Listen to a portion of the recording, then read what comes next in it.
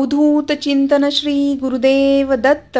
नमस्कार, धनशीज recipe and logs मध्ये तुमचं सर्वांचं खूप खूप मनापासून स्वागत। आज आपण श्री नवनाथ भक्तिसार या दिव्य ग्रंथाचं पारायण कसं करावं याविषयी माहिती घेणार आहोत। त्याचबरोबर पारायणाचे नियम काय आहेत किंवा त्याची फलश्रुती काय आहे सर्व काही आपण माहिती करून घेणार आहोत। त्यासाठी व्हिडिओ पूर्ण पहा। चला तर मग पारायण कसं करावं याविषयी आपण बोलूया। तर नवनाथ भक्तिसार या ग्रंथाचं पारायण करण्यासाठी तुमच्याकडे नवनाथ भक्तिसार हा ग्रंथ असायला हवा आणि त्याचबरोबर या ग्रंथात एकूण म्हणजे टोटल 40 अध्याय आहेत। तर या ग्रंथाचं पारायण तुम्ही 9 दिवसात पूर्ण करायचं असतं। म्हणजे नवनाथ पारायण हे 9 दिवसात करायचं असतं आणि जर तुम्हाला 9 दिवसाचं पारायण करणं शक्य नसेल तर ते तुम्ही 7 दिवसात देखील करू शकतात। आणि काहींना तेही शक्य नसेल तर नवनाथ पारायण तुम्ही म्हणजे जो पवित्र महिना असेल तर त्यात तुम्ही रोजचा एक अध्याय याप्रमाणे देखील करू शकतात। जसं की श्रावणात जर तुम्ही करणार असतील तर रोज एक अध्याय याप्रमाणे देखील तुम्ही 40 अध्यायांचं 40 दिवसात पारायण करू शकतात किंवा मग रोजचे 2 अध्याय याप्रमाणे तुम्ही तुमच्या सोयीनुसार देखील करू शकतात। अगदी छान असं हे पारायण आहे। तुम्ही तुम्हाला जमेल त्या पद्धतीने याचं पारायण करू शकतात आणि प्रत्येक अध्यायाची एक विशिष्ट अशी फलप्राप्ती आहे। त्यासाठी तुम्ही रोजचा एक अध्याय याप्रमाणे जरी केलं तरी देखील चालू शकतं। फक्त ते पूर्ण श्रद्धेने आणि पूर्ण भक्तिभावाने आणि तसंच नवनाथांना शरण जाऊन हे पारायण करायचं आहे। या पारायणाने नक्कीच तुम्हाला दिव्य अनुभव निश्चितच येतील। तर पारायण करायच्या अगोदर आपल्याला पूर्वतयारी करून घ्यायची आहे। त्यामुळे पारायण करायला म्हणजे अगदी सोपं जातं आणि खूप म्हणजे काही वस्तू आपल्या राहिल्या वगैरे असं देखील होत नाही। तर श्री नवनाथ भक्तिसार या ग्रंथाचं पारायण करण्यापूर्वी आपल्याला अगोदर पूर्वतयारी आपण करून ठेवायची आहे। त्यामुळे पूजेला बसल्यानंतर आपल्याला ते करणं अगदी सोपं जातं। तर याची पूर्वतयारी कशी करायची ते आपण पाहूया। त्यासाठी आपण फुलं, फळं, हार, तुळशीपत्र, सुगंधित उदबत्ती, धूप, कलश, विड्याची पाने आणि सुपाऱ्या, तसंच नैवेद्यासाठी पेढे इत्यादी, तसंच अष्टगंध आणि शक्यतोवर आपण हिना अत्तरच वापरायचं आहे। आणि नंतर रांगोळी, नारळ इत्यादी गोष्टी आणून ठेवायच्या आहेत। आणि अगदी नेहमी आपण जशी पूजा करतो धूप, दीप, नैवेद्य, अष्टगंध त्याप्रमाणेच आपल्याला ती पूजा करायची आहे। आणि जर तुमच्याकडे नवनाथ महाराजांचा फोटो असेल तर तो फोटो ठेवायचा आणि नसेल तरी काही हरकत नाही। दत्तात्रयांचा फोटो असेल तर तो देखील तुम्ही ठेवू शकतात। आणि नंतर मग पाटावर पिवळं वस्त्र असेल तर ते अंथरायचं आणि मग नंतर हे सर्व काही कलश मांडणी करून घ्यायची, फोटो ठेवायचा, गणपती ठेवायचा। गणपती म्हणजे सुपारी तुम्ही ठेवू शकतात। विड्याची पानावर सुपारी ठेवायची, धूप, दीप, नैवेद्य दाखवायचं, व्यवस्थित पूजा करायची आणि मग नंतर कलश स्थापन करावा। नंतर त्यानंतर देवापुढे विड्याची पाने ठेवायची, सुपारी व दक्षिणा ठेवायची आणि नंतर छान त्या म्हणजे तुम्ही जे काही ठेवलेलं असेल म्हणजे पाट असेल किंवा चौरंग असेल तर त्याच्या समोर रांगोळी काढायची। आणि 7 दिवसाचं पारायण असेल किंवा 9 दिवसाचं पारायण असेल तर त्याप्रमाणे तुम्ही समई किंवा म्हणजे नंदादीप असेल तर तो 7ही दिवस अखंड तेवत ठेवायचा आहे किंवा 9 दिवसाचं पारायण असेल तर 9 दिवसापर्यंत पूर्ण ती अखंड दीप लावायचा आहे। आणि जर तुम्ही रोज करणार असतील म्हणजे रोजचा एक अध्याय याप्रमाणे तुम्ही पारायण करणार असतील तर मग त्यावेळेला देखील तुम्ही धूप, दीप लावून म्हणजे नैवेद्य दाखवायचा। आणि जेव्हाही आपण कुठलंही पारायण करतो त्यावेळेला दीप प्रज्वलित करूनच मग सुरुवात करायची असते। आणि नंतर मग कलशाची पूजा करायची आणि गायत्री मंत्राचा 108 वेळा जप करायचा। आणि नंतर मग श्री गणेशाचं पूजन करायचं, कुलदेवीचं पूजन करायचं आणि नंतर मग गणपती, कुलदेवी, आपले जे गुरु असतील त्यांना नमस्कार करायचा, घरातल्या मोठ्या व्यक्तींना नमस्कार करायचा आणि नंतर मग नवनाथ पारायणासाठी म्हणजे अगदी 16 ओळ्याचा असा फारसा असे नियम नाहीयेत, पण अगदी शुभ्र धूत वस्त्र आपण परिधान करायचे आणि नंतर मग पारायणाला सुरुवात करायची आहे। आणि या ग्रंथाचं पारायण शुभ दिवशी सुरुवात करायची आणि शुभ नक्षत्रावर शक्यतो सुरू करावे. म्हणजे जसं की रोहिणी नक्षत्र असेल, उत्तरा, अश्विनी नक्षत्र, पुष, हस्त नक्षत्र, मृग नक्षत्र किंवा मग चित्रा नक्षत्र, अनुराधा व रेवती ही शुभ नक्षत्र आहेत. तर या शुभ नक्षत्रांवर देखील तुम्ही या पारायणाची सुरुवात करू शकतात. आणि त्याचप्रमाणे गुरुवार व शुक्रवार हे देखील शुभ दिवस मानले जातात. ह्या दिवशी देखील तुम्ही पारायणाला सुरुवात करू शकतात.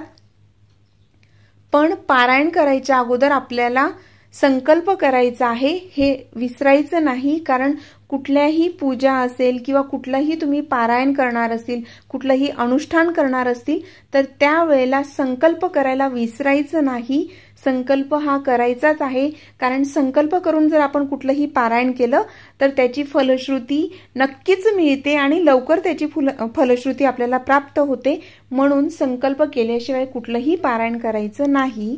आणि संकल्प कसा करावा तर आपण आपल्या उजव्या तळहातावर पाणी घ्यायचं आणि संकल्पाचा उच्चार करायचा. म्हणजे तुम्ही हे पारायण कोणत्या कार्यासाठी करताय किंवा तुम्ही कशासाठी हे पारायण करताय ते बोलायचं आणि तुमचं स्वतःचं नाव बोलायचं, गोत्र बोलायचं आणि हे कार्य म्हणजे हे पारायण सिद्धीस नेण्यासाठी महाराजांना विनंती करायची. आणि हे पारायण तुम्ही किती दिवसासाठी करतायत, म्हणजे कुठल्या कामासाठी करतायत आणि किती दिवसाचं तुम्ही पारायण करणार आहात, म्हणजे हे पारायण तुम्ही किती दिवसात पूर्ण करणार आहात त्याचा उल्लेख करायचा. आणि हे पारायण तेवढ्या दिवसांमध्ये पूर्ण होण्यासाठी महाराजांना विनंती करायची आहे.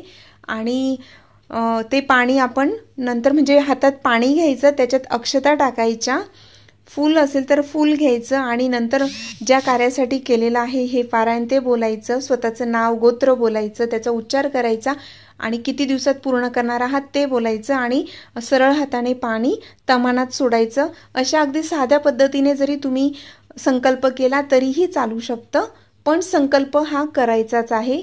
आणि त्यानंतर मग हे पारायण पूर्ण होण्यासाठी महाराजांना नमस्कार करायचा आणि नंतर मग हे पारायण करायला सुरुवात करायची आहे. तर मग आणि एक मात्र लक्षात असू द्यायचं आहे की संकल्प केल्याशिवाय पारायण किंवा अन्य कुठलंही धार्मिक कृत्य केव्हाही करू नये, कारण त्याचे इष्टफल मिळत नाही असा शास्त्रार्थ नियम आहे. म्हणजे असं शास्त्रात सांगितलेलं आहे की संकल्प हा करायचाच आहे. आणि त्याचबरोबर जर तुम्ही समजा की तुम्हाला काही नकोय पण तुम्हाला हे पारायण करायचं आहे, म्हणजे अगदी निष्काम भावनेने तुम्ही पारायण करायचं असेल, तेव्हा देखील श्री नवनाथ देवता प्रित्यर्थ किंवा मग श्री नवनाथ देवता कृपा प्राप्त्यर्थ असं म्हणायचं आहे. आणि नंतर मग पारायण करायला सुरुवात करायची आहे. आणि अजून एक महत्त्वाची गोष्ट म्हणजे की जेव्हाही आपण कुठलंही पारायण करतो, मग ते नवनाथांचं पारायण असेल, शिवलीलामृताचं ग्रंथाचं पारायण असेल किंवा गुरुचरित्र असेल, कुठलंही पारायण असेल, त्यावेळेला ते वाचन करताना ते कधीही मनात वाचायचं नाहीये, त्याचा मोठ्याने उच्चार करायचा आहे. आणि त्यामुळे आपण पारायण करताना मोठ्याने उच्चार केल्यामुळे घरातील जे वातावरण आहे तर ते शुद्ध होतं. त्याचप्रमाणे काही बाधा असेल किंवा वास्तुदोष असेल किंवा काही पीडा असतील तर त्या नक्कीच दूर होतात. म्हणून पारायण हे नेहमी मोठ्याने बोलायचं, म्हणजे मोठ्या आवाजात ते पारायण करायचं आहे. आणि मोठ्या आवाजात म्हणजे कमीत कमी आपल्याला स्वतःला तरी ते ऐकायला यायला हवं एवढ्या आवाजात करायचं आहे. मनात पारायण कधीही वाचायचं नाही. त्याचबरोबर आणि जर मंत्र जप करणार असतील तर मंत्र जप मात्र मनात करायचा असतो. अशा पद्धतीने संकल्प करायचा. आणि मग नंतर की पारायण काळात कुठले नियम पाळायचे आहेत त्याविषयी आपण आता बोलूया. तर पारायण करताना, कुठलंही पारायण करताना ब्रह्मचर्य पाळायचं आहे. त्याचप्रमाणे खरं बोलायचं आहे, सत्य बोलायचं व संपूर्ण दिवस आपण श्री दत्तात्रयांचं व नवनाथांचं नामस्मरण करायचं आहे. आणि अगदी म्हणजे छान अशा वातावरणात राहायचं आहे. शक्यतोवर आपण TV किंवा मोबाईलचा वापर कमी करायचा आहे. आणि मोबाईलचा वापर जरी तुम्ही करणार असतील तर अगदी कामापुरता तेवढ्यापुरताच करायचा. कारण आणि त्यावेळेला आपण जास्तीत जास्त नामस्मरणात कसा वेळ घालवू याकडे लक्ष द्यायचं आहे. आणि नंतर रोजचे जे वाचन झालेलं असेल तुमचं किंवा मग आणि ज्या वेळेला आपण कुठल्याही ग्रंथाचं पारायण करतो तर जे आपण वाचलेलं असेल तर त्या भागाचं आपण स्मरण करत राहायचं आहे, म्हणजे त्या लीलांचं आपण स्मरण करायचं आहे, त्याचं चिंतन करायचं. आणि या काळात शक्यतो जास्तीत जास्त आपण मौन पाळायचं आहे, म्हणजे शक्यतो गरजेपुरताच बोलायचं आहे, शक्य होईल तेवढं मौन पाळायचं आहे. आणि नंतर मग रोजचं वाचन झाल्यानंतर श्री गणेश, श्री शिव देवीची आणि श्री दत्तात्रयांची व श्री नवनाथांची आरती करायची आहे. त्याचप्रमाणे त्यांना नैवेद्य दाखवायचा आहे आणि त्यांची जी स्तोत्र असतील, त्यांच्या जी स्तुती असतील तर ते बोलायचं आहे. अशा पद्धतीने आपल्याला पारायण करायचं आहे. आणि त्याचबरोबर मग रोजचे किती अध्याय वाचावे याप्रमाणे, म्हणजे जर तुम्ही 9 दिवसाचं पारायण करणार असतील तर 9 दिवसाप्रमाणे तुम्ही त्याचं ते ठरवून घ्यायचं आहे की किती दिवसात आपण किती पारायण म्हणजे किती अध्याय वाचायला हवे. कारण नवनाथ भक्तिसार या ग्रंथात 40 अध्याय आहेत. जर तुम्ही 9 दिवसाचं करणार असतील त्याप्रमाणे तुम्ही रोजचे किती अध्याय वाचायचे आहेत हे ठरवून घ्यायचं आहे. किंवा मग जर 7 दिवसाचं करणार असतील तर 7 दिवसाप्रमाणे देखील तुम्ही करू शकतात. म्हणजे 7 दिवसाचं पारायण करणार असतील तर पहिल्या दिवशी तुम्ही 1 ते 6 अध्याय वाचायचे, दुसऱ्या दिवशी 7 ते 12 अध्याय वाचायचे, तिसऱ्या दिवशी 13 ते 18 अध्याय, चौथ्या दिवशी 19 ते 24 अध्याय, पाचव्या दिवशी 25 ते 30 अध्याय, सहाव्या दिवशी 31 ते 36 अध्याय वाचायचे आणि मग 7व्या दिवशी 37 ते 40 अध्याय वाचायचे आहेत. याप्रमाणे तुम्ही करू शकता. तसंच तुम्ही 9 दिवसाचं करणार असतील तर ते तुम्ही तसं ते ठरवून घ्यायचं आहे आणि त्याप्रमाणेच ते पारायण करायचं आहे. आणि नंतर मग रोजच्या वाचनानंतर आपण रोज आरती करायची आहे आणि प्रसादाबरोबर शक्यतो देवापुढे धूप दीप दाखवायचा आहे, कापूर जाळायचा आहे आणि धूपामुळे दैवत अगदी जागृत राहते. तसंच धूपाच्या सुवासामुळे आपलं मनही प्रसन्न राहतं आणि कर्पूर आरती करायला देखील विसरायचं नाहीये आणि देवाला हिना अत्तरही लावायला विसरायचं नाही. शक्यतो नेहमीच दत्तात्रयांचं असेल, नवनाथांचं असेल तर अत्तर हे हिना अत्तरच वापरायचं आहे. आणि त्यानंतर मग पारायण पूर्ण झाल्यानंतर दत्तात्रयांना किंवा मग महादेवाची शिवलिंग असेल तर त्याला अभिषेक करायचा आहे. तसंच ब्राह्मण व सुवासिनी यांना भोजन विडा व दक्षिणा देऊन तृप्त करायचं आहे. आणि स्त्रियांनी पारायण करावे का असे खूप जणांना ते मनात विचार नक्कीच येईल किंवा मला कमेंटमध्ये देखील विचारलं जाऊ शकतं.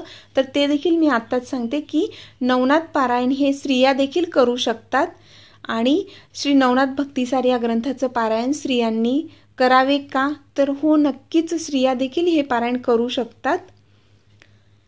आणि पारायणात मग कोणते नियम पाळायचे, तर श्री नवनाथ भक्तिसार या ग्रंथाचे पारायण करताना पारायणकर्त्याने शक्यतो महत्त्वाचं म्हणजे या नियमांचं काटेकोरपणे पालन करायचं आहे. कुठले की ब्रह्मचर्य पाळायचं आहे, दुसऱ्याच्या घरचं खायचं नाही, म्हणजेच परान्न घ्यायचं नाही.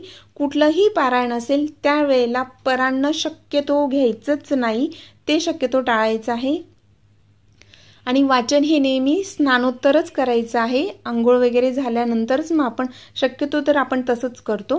आणि नंतर अंगाला भस्म लेपन करूनच करावे, म्हणजे भस्म कमीत कमी कपाळावर, दोन्ही दंडांवर, हृदयावर व गुडघ्यांना लावावं. आणि ते शक्य नसेल तर कमीत कमी कपाळावर तरी भस्म लेपन करायचंच आहे. आणि वाचन हे मनात न करता अगदी स्वतःला ऐकायला येईल एवढ्या मोठ्या आवाजात पारायण करायचं आहे.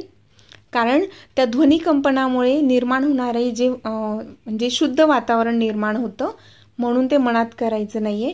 आणि रोजचं वाचन संपेपर्यंत मध्ये काहीही बोलू नये. त्याचप्रमाणे वाचन पूर्ण एकाग्रतेनेच करायचं आहे.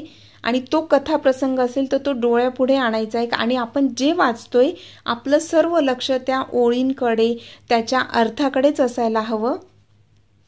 आणि जर तुम्ही 7 दिवसातच वाचन करणार असतील तर म्हणजे तेवढ्या 7 दिवसांमध्ये अखंड दिवा तेवत ठेवायचा आहे. आणि या काळात खरे तर नेहमीच म्हणजे सात्विकच अन्न घ्यायचं आहे. आणि त्यानंतर ब्रह्मचर्य पाळायचं आहे, म्हणजेच कायिक, वाचिक व मानसिक या पद्धतीने आपल्याला ब्रह्मचर्याचं पालन करायचं आहे. आणि या काळात ओम चैतन्य श्री गुरु गोरक्षनाथाय नमः या मंत्राचा जमेल तितका जप करायचा आहे. आणि मी तर अगोदरच बोलली त्याप्रमाणे की परान्न आपल्याला घ्यायचं नाहीये, त्याप्रमाणे बाहेरचं आपण काहीही खायचं नाही. आणि या काळात म्हणजे शक्यतो आपण त्यांची स्तोत्र वाचायची आहे, स्तुती करायची आहे आणि रोजचं वाचन संपल्यानंतर नाथांची मानसपूजा करायची आहे. आणि काहींच्या मते पारायण काळात नेहमीप्रमाणे पोथी बांधून ठेवायची नाही असं देखील म्हटलं जातं. तर जेव्हा आपण पारायण करणार असतो त्यावेळेला आपण एक लाकडी पाट असेल, चौरंग असेल किंवा मग पोथी ठेवण्यासाठी जे लाकडी स्टँड मिळतं ते असेल तर त्याच्यावर आपण म्हणजे जे काही वस्त्र असेल तर वस्त्रात आपण शिवगुरुदत्त तर वस्त्रात आपण पोथी ठेवायची आहे आणि पोथीचा नमस्कार करायचा आणि मगच आपण पारायणाला सुरुवात करायची आहे. आणि पारायण झाल्यानंतर देखील पोथीला नमस्कार करून मगच आपण उठायचं आहे. आणि शक्यतो आपण पारायण करताना पूर्व किंवा पश्चिमेकडे तोंड करूनच बसायचं आहे. आणि या 7 दिवसात शक्यतो आपण जमिनीवर, चटईवर म्हणजे कांबळे असतं ते टाकून किंवा मग चटई वगैरे टाकून डाव्या कुशीवरच झोपायचं आहे. जसे आपले श्री गुरुचरित्र पारायण करण्यासाठीचे नियम आहेत त्याचप्रमाणे याच्यात देखील नियम आहेत. आणि पारायण संपल्यावर पोथीची पूजा करायची आहे आणि भोजनात पिठाचे म्हणजे भाजणीच्या पिठाचे वडे करायचे आहेत. हे विसरायचं नाहीये, कारण जेव्हाही आपण नवनाथ महाराजांचं पारायण करतो तर पारायण संपल्यानंतर म्हणजे पारायणाची सांगता झाल्यानंतर आपल्याला पिठाचे म्हणजे वडे करायचे आहेत. तर वडे हा महाराजांच्या नैवेद्यामध्ये हा प्रसाद असायलाच हवा, हे मात्र विसरायचं नाहीये. जसं आपण श्री गुरुचरित्र पारायण करतो त्यावेळेला आपण घेवड्याची भाजी करतो, त्याचप्रमाणे नवनाथांचं पारायण करतो किंवा जेव्हाही आपण नवनाथांच्या मंदिरात जातो तर त्यावेळेला आपण शक्यतो त्यांना नैवेद्य म्हणून वडे घेऊन जातो. तर वड्यांचा नैवेद्य नक्कीच बनवायचा आहे. तर वडे हे भाजणीच्या पिठाचे किंवा मग आपण उडदाच्या पिठाचे वडे बनवतो, तर हे मात्र विसरायचं नाहीये. तर उडदाच्या पिठाचे जे वडे आपण बनवतो तर ते नक्कीच बनवायचे आहेत. आणि बस अगदी साधे नियम आहेत जसे की आपण गुरुचरित्र ग्रंथाच्या वेळेस करतो त्याचप्रमाणे आहेत.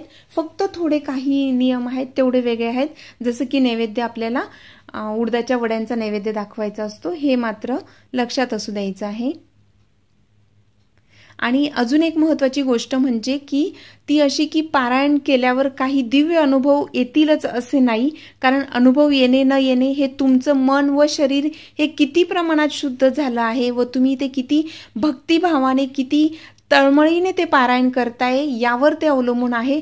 आणि सगळ्यात महत्त्वाचं म्हणजे माझं वैयक्तिक मत आहे की आपल्याला कुठलेही अनुभव यावे किंवा त्याची प्रचिती यावी, अनुभूती मिळावी म्हणून कधीही कुठलीही सेवा करायची नाही. मग ती कुठलंही पारायण असेल तर फक्त अनुभूतीसाठी, प्रचितीसाठी आपण सेवा करायची नाही. आपण जी सेवा करतो, जे काही पारायण करतो ते थोडं असेल पण ते मनापासून, अंतःकरणापासून असायला हवं आणि अगदी तळमळीने आपण ती सेवा करायची आहे. मग ती नक्कीच देवापर्यंत पोहोचते आणि आपल्याला त्याची फलश्रुती नक्कीच मिळते. पण फक्त फळाची आशा करून आपण पारायण मात्र करायचं नाही. आपण आपले 100% आपण द्यायचे आहे, त्याचा नक्कीच रिझल्ट आपल्याला मिळतो, म्हणून आपण ते अगदी मनोभावे करायचं आहे. आणि सुरुवातीची तर काही पारायणे ही आपली म्हणजे मन व शरीर शुद्ध होण्यातच खर्ची पडतात, कारण आपण म्हणतो की एक पारायण झाले की आपल्याला लगेच त्याची फलश्रुती किंवा अनुभूती हवी असते, पण असं नसतं. कारण बरीच पारायण केल्यानंतर मग आपल्याला ते मिळतं. आणि शक्यतोवर आपल्याला काही पारायण हे आपली पूर्वसंचितानुसार आपलं मन असेल, शरीर असेल, जे काही आपलं प्रारब्ध असेल तर ते निर्मळ होण्यामध्येच आपलं ते खर्ची होत असतं. म्हणून सुरुवातीची बरीच पारायणं तर आपलं मन आणि शरीर शुद्ध होण्यासाठीच खर्ची पडतात. आणि जर तुमची वास्तू जर शुद्ध नसेल तर त्यासाठी देखील ते म्हणजे त्याचं पारायणाचं जे फळ असेल तर ते त्यासाठी खर्ची पडत असतं. म्हणून ही गोष्ट लक्षात असू द्यायची आहे, कारण अनुभव येण्याची घाई मात्र करू नये. पारायण आपण अगदी करावंसं वाटत असेल त्यावेळेला ते मनोभावे करायचं आहे. आणि आता पारायण काळात काय खावं हा सर्वात महत्त्वाचा प्रश्न असतो आणि तो सर्वांनाच प्रश्न पडतो की आपल्याला हे पारायण करायचं आहे तर आपण काय खायला हवं. पण अर्थातच आपण शुद्ध व सात्विक अन्न घ्यावं हे तर आपण नेहमीच पाहतो, म्हणजे कुठलंही पारायण आपण करतो तर त्यावेळेला या काळात कांदा लसूण हे पूर्ण वर्ज्य करायचं आहे। तसंच अधिकस्य अधिकम फलम या न्यायाने या काळात सोवळ्यात केलेला स्वयंपाक सर्वात उत्तम, तसंच बाहेरचे सर्व पदार्थ वर्ज्य करायचे आहेत। आणि म्हणजे एवढंच नाही तर बाहेर आपण पाणी देखील घ्यायचं नाही, म्हणजे शक्य होईल तेवढं आपण हे नियम नेहमीच पाळायचे असतात, पण नेहमी शक्य नसेल तर कमीत कमी पारायण काळात हे नियम नक्कीच पाळायचे आहेत। आणि त्यानंतर मग काही जण या काळात हविषान्न खाऊन देखील पारायण करतात, म्हणजे कारण हे अन्न सर्वात सात्विक समजलं जातं। हविषान्न म्हणजे कुठलं की म्हणजे जसे की साळीचे तांदूळ, जव, मूग, तीळ, राळे, वाटाणे इत्यादी आणि इत्यादी धान्य, त्याचबरोबर पांढरा मुळा, सुरण इत्यादी कंद, सैंधव व समुद्रोत्पन्न अशी लवणे, गाईचं दूध, दही व तूप, तसंच फणस, आंबा, नारळ, केळे, राय, आवळे ही फळं आणि त्याचप्रमाणे जिरं, सुंठ व साखर। आणि काहींच्या मते दूध भात, साखर, गव्हाची पोळी, तूपही चालेल, पण मीठ, तिखट, आंबट हे नको आणि गुळही नको, म्हणजे अर्थात ज्यांना हे पाळणं शक्य आहे अशांसाठी ही माहिती येथे मी दिली आहे। आणि ज्यांना एवढं काटेकोर नियम पाळता येणार नाहीत तर अशांनी म्हणजे शक्यतोवर पारायण काळात शुद्ध आणि सात्विक अन्न घ्यायचं आहे, हे एवढं लक्षात असू द्यायचं। कारण बऱ्याच वेळा आपल्याला म्हणजे पारायणही करायचं असतं, नंतर काही जण जॉब करणारे देखील असतात किंवा घरात देखील एवढं सर्व उपलब्ध होईल असं नसतं, कारण बऱ्याच अडचणी येत असतात। म्हणून आपण जे महत्त्वाचे नियम आहेत जसं की ब्रह्मचर्य पालन करायचं आणि मांसाहार करायचा नाही, शक्यतो जमेल तेवढं नामस्मरण करायचं आहे, मौन पाळायचा प्रयत्न करायचा आणि शक्यतोवर आपण जे नियम आहेत ते जेवढे जास्तीत जास्त आपल्याने पाळले जातील तेवढं पाळायचं आहे। आणि म्हणजे त्याच्यात काय खायचं तर शुद्ध आणि सात्विक अन्न आपण घ्यायचं आहे, एवढं मात्र नियम हा नक्कीच पाळायचा आहे। त्याचबरोबर पोथीबाबत देखील काही नियम आहेत, म्हणजे की श्री नवनाथ भक्तिसार ह्या पोथीचे पारायण करू इच्छिणाऱ्या सर्वांनीच पोथीच्या संदर्भात काही महत्त्वाच्या सूचना आहेत तर ते नक्कीच लक्षात घ्यायच्या आहेत। ही पोथी एक अत्यंत पवित्र वस्तू आहे आणि शक्यतो ती रेशमी कापडातच ठेवायची आहे आणि अतिशय पवित्र जागी ठेवायची आहे की जिथे आपला कधीही हात लागणार नाही, म्हणजे जिथे आपण देवांच्या वस्तू वगैरे ठेवतो किंवा इतर ग्रंथ ठेवतो त्या ठिकाणी ठेवायचं आहे। त्याचप्रमाणे पोथीचं पारायण करताना पाने उलटण्यासाठी आपण बोटाला, काही जणांना ती सवय असते की बोटाला थुंकी लावून ती पानं उलटतात, पण तसं कधीही करायचं नाही। कुठलाही ग्रंथ असेल तर हा नियम नक्कीच पाळायचा आहे। आणि रोजचं पारायण संपल्यानंतर पोथीवर फूल वाहण्यास विसरायचं नाही आणि त्यापूर्वी आपण म्हणजे पोथी ही कपाळाला लावून तिचा मनोभावे नमस्कार करायचा, पोथीला फूल अर्पण करायचं, नमस्कार करायचा आणि मग नंतरच आपण उठायचं आहे। त्याचबरोबर आरती झाल्यावर पोथीवरूनही निरांजन ओवाळायचं आहे, उदबत्ती ओवाळायची आहे। ज्याप्रमाणे आपण फोटो असेल महाराजांचा तर त्याला म्हणजे त्या फोटोची जशी आपण पंचोपचारी पूजा करतो, गंध, अष्टगंध, अक्षता, पुष्प, धूप, दीप नैवेद्य दाखवतो, त्याचप्रमाणे ग्रंथालाही कुठलाही ग्रंथ असेल तर त्याची देखील तशीच पूजा करायची असते। आणि पोथीच्या रूपात आपण नाथांचेच वास्तव्य घरात आहे असं समजूनच आपण काळजीपूर्वक त्याची मनोभावे सेवा करायची असते। अशा पद्धतीने आपल्याला नवनाथांचं पारायण करायचं आहे। अगदी साधे आणि सोपे असे नियम आहेत आणि हे नियम आपण जवळपास म्हणजे कुठलंही आपण पारायण करतो तर त्यासाठी जे नियम आहेत तीच नियम आहेत, फक्त काही 2-3 नियम थोडे बदल आहेत, जसं की नैवेद्य, म्हणजे आपल्याला उडदाचे वडे तिथे नैवेद्यासाठी घ्यायचे असतात आणि अजून 1-2 असे नियम आहेत, तेवढेच फक्त फरक आहे बस। बाकी तर आपण नेहमी जे पारायण करतो गुरुचरित्राच्या पारायणासाठी जे नियम आहेत त्याच पद्धतीने आहेत।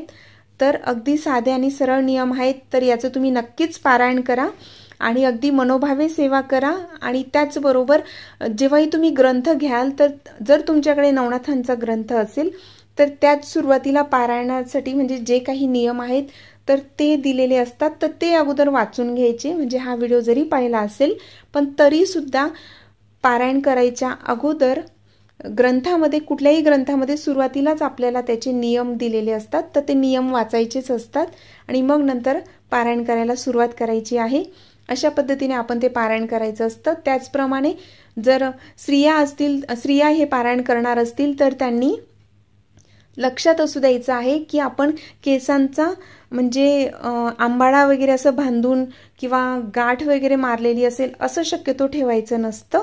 हवं तर केस तुम्ही मोकळे करून देखील ते वाचू शकतात, पण नवनाथांचं पारायण करताना गाठ मारलेली नसावी, हे महत्त्वाचा नियम आहे. म्हणजे जसं की आपण आंबाडा वगैरे बांधायचा नाही किंवा वेणी वगैरे घालायची नसते, म्हणजे गाठ नसावी एवढं लक्षात असू द्यायचं आहे. आणि तुम्ही जेव्हा ते नवनाथांचं पारायण कराल तर तुम्ही ग्रंथामध्ये सुरुवातीला जे नियम दिले ते नक्कीच वाचा. म्हणूनच मी तुम्हाला सांगितलं की सुरुवातीला नियम वाचायचे आहेत. अशा पद्धतीने तुम्ही अगदी मनोभावे पारायण करा. आणि जर तुम्हाला यात अजून काही अडचण आली असेल किंवा काही समजलं नसेल, मी सांगितलं त्यातलं जर काही अर्थ कळला नसेल तर तुम्ही मला कमेंटमध्ये नक्कीच विचारा. मी नक्कीच माझ्या परीने मला जे माहिती आहे ते मी नक्कीच सांगण्याचा नक्कीच मनापासून प्रयत्न करेल. आणि या अगोदर देखील आपण गुरुचरित्र पारायण कसं करावं किंवा मी पीठापूरचे देखील व्हिडिओ टाकलेले आहेत. जर तुम्ही पाहिले नसतील तर नक्कीच पहा. आणि चॅनलला जर सबस्क्राईब नसेल केलेलं तर नक्कीच सबस्क्राईब करा. माहिती आवडली असेल तर व्हिडिओला लाईक करून जास्तीत जास्त शेअर देखील करा. तुम्ही सर्वांनी अगदी वेळात वेळ काढून व्हिडिओ पाहिल्याबद्दल सर्वांचे खूप खूप मनापासून धन्यवाद. श्री गुरुदेव दत्त.